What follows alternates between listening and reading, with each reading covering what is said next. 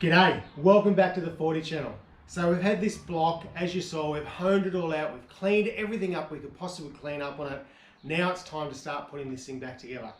So, I've got the trusty service manual, Toyota F motor repair manual, and there is nothing better than having a manual to run through and work out exactly what you need to do and try to do it as per specs.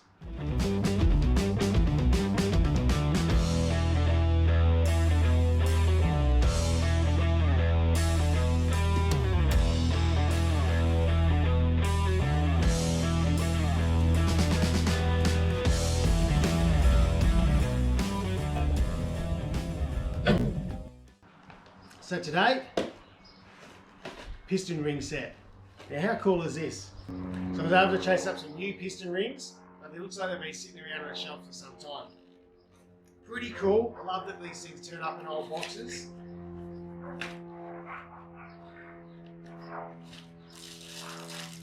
All completely sealed, all brand new. Open it up, it's got all the instructions right on the top there that I can't read. So luckily for me, we've got the old Toyota F manual book, the repair manual. And in here we've got all our ring gaps, clearances, all that type of stuff that we need that we're going to follow through. Without this, to be honest, I would be totally lost. Just going to work through each pot. I'm going to make sure that all my ring gaps are right. And then hopefully we can start putting them on the pistons, start putting some things back together.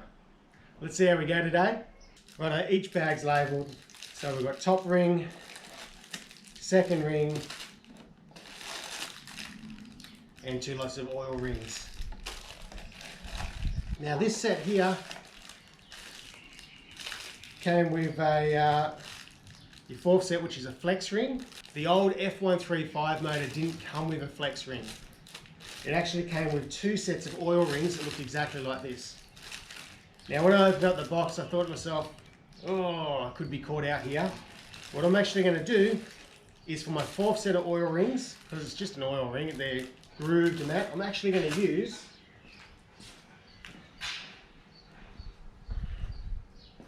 I've actually gone through all the oil rings I pulled off, so those, and just visually inspected, and I've picked, and they're going to be my fourth oil ring instead of using the flex ring.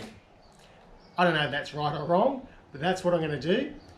My theory is it's only an oil scraper, it's the fourth one, it's just to help clean up that oil, push it back down. If it's wrong and I put all this back together, by the time this is up and you comment, it could be too late. But after talking to a couple of experts, I should be able to get away without too much drama at all. So anyway, let's get into checking the ring gap. Okay, from the Toyota manual, what it says here is piston ring gap, compression ring 1 and 2. We've actually got different clearances. So for the top ring, we're looking at 0.2 to 0.4 of a millimeter, or 8 to 16 thou. For your second piston ring, it's a little bit less, 0.15 to 0.35 of a millimeter, or 6 to 14 thou. So I've got my feeler gauges here. Is that I'll grab each piston and we'll work through. So number 6, when I know they're right, I'll put the rings onto the piston. Then that piston is set and ready to go into the block. Got this really cool tool from Tool King, made by King Tony. And this worked really, really well to remove and install rings. So I'll show you the old ring. So your ring gap, put it into this tool. That opens up your ring, and you can slide your piston straight in and drop it on. Okay, brand new ring. They actually have a tiny little logo here, the TF logo. Whatever that means, I'm going to call it Toyota F motor logo. You're going to sit it into our ball.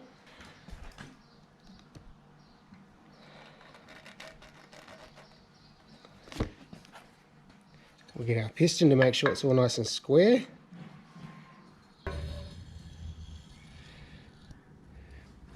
Push the ring to the lowest part of the cylinder, using the piston to sort of level it all up. my hand up at the bottom there.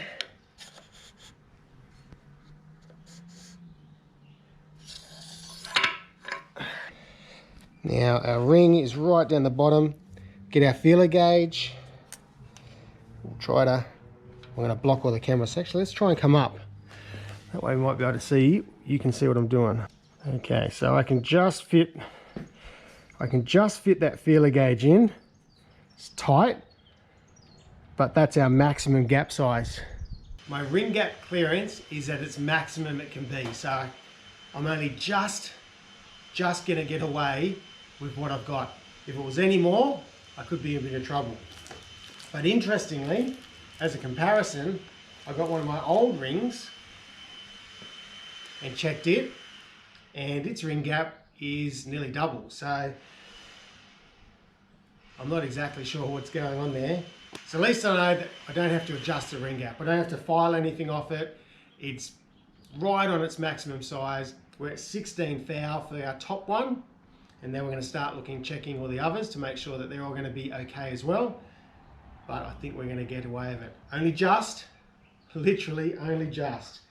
If it was any bigger, I don't know. If it was any bigger, I'd probably keep moving forward anyway. But anyway, that's the old ring that I just put in for comparison. And just get that new ring out now. This is a pretty cool tool actually, I like this. Open it up. Drop this straight on. Doesn't get much easier than that. Alright, let's check the ring gap for ring number 2. Again, we've got our logo on the top of the ring. So the logo faces up.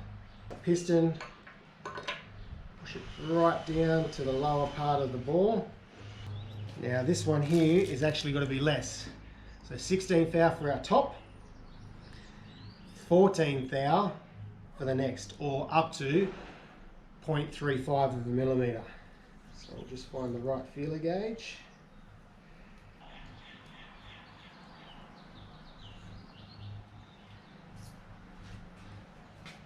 Righto, so 14 thou is just a little bit sloppy in that ring. Let's check it at 15. Righto, so 15 thou feeler gauge is very tight, so really tight to get in there. 14 thou, just a little bit loose. We're probably at our, well, we're a little bit over what the book says, the maximum.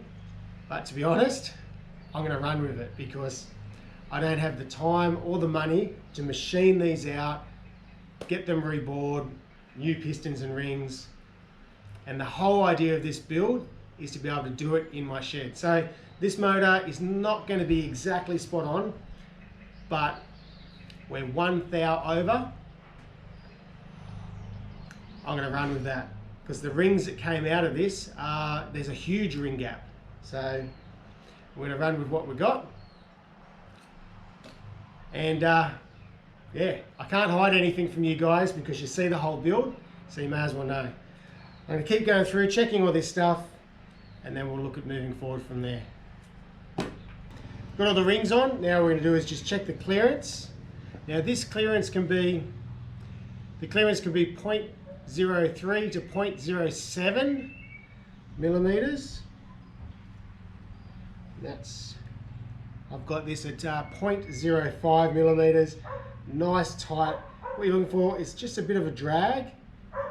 It just sort of grabs and it just drags out. So that's pretty, I'm pretty happy with them. Now the next thing we need to do is set our positions of the rings. So we know this is the front of our piston, simply because it says front on it. So it doesn't get more obvious than that. Now we just need to position each one of these rings so that ring gaps don't overlap. The easiest way to position the rings on the piston so none of our gaps line up is you have your top ring at a 45 degrees and the second ring directly opposite on another 45 degrees. Right, now that I've got all my rings in position,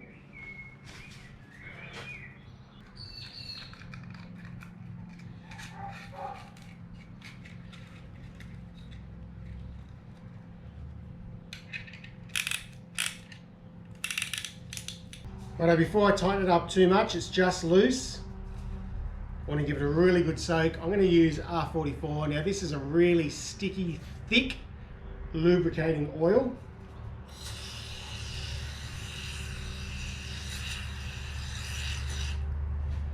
It's going to give it a really good spray. I'm going to give the bore a good spray. It's pretty sticky, so it's not going to go anywhere for that bore. So number 6. Okay. Make sure that everything's lined up. Right, I've got my dead blow hammer here. Just make sure that I'm going to tap my ring installation gauge in first so it's nice and level and flat. I'm just going to slowly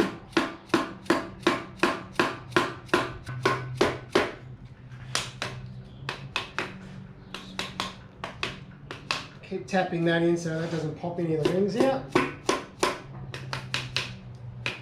sure the rings stay in position.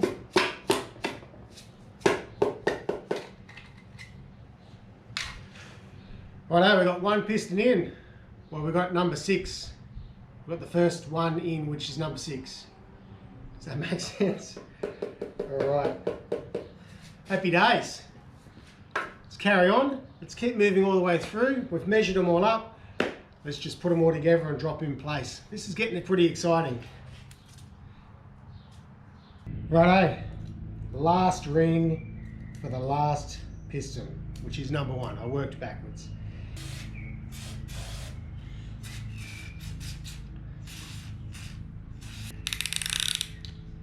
Go in the front.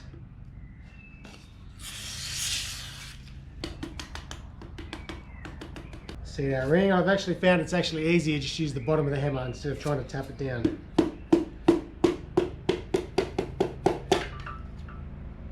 Done.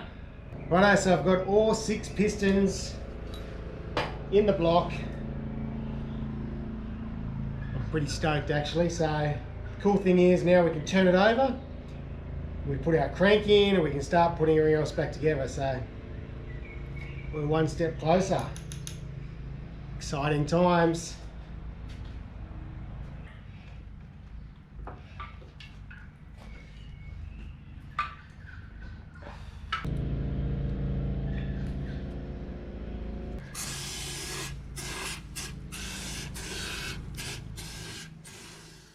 Righto guys, that's it for this video. So I just wanted to do the pistons and the rings, quickly get that in there. We're going to split up the build of the motor for a couple of different videos so they're not one big long drawn out video because there's a lot of talking and stuff going in it. Now the whole idea of this build, the entire build of the fire truck, is to show that all of this can be done in your own home backyard, in your own shed, with tools that you can hopefully get pretty easily. So guys, again, thank you so much for your support, really appreciate it. If you want to keep up with the motor build, subscribe, feel free to leave a thumbs up, leave a comment down below, and until next time, take care of yourselves.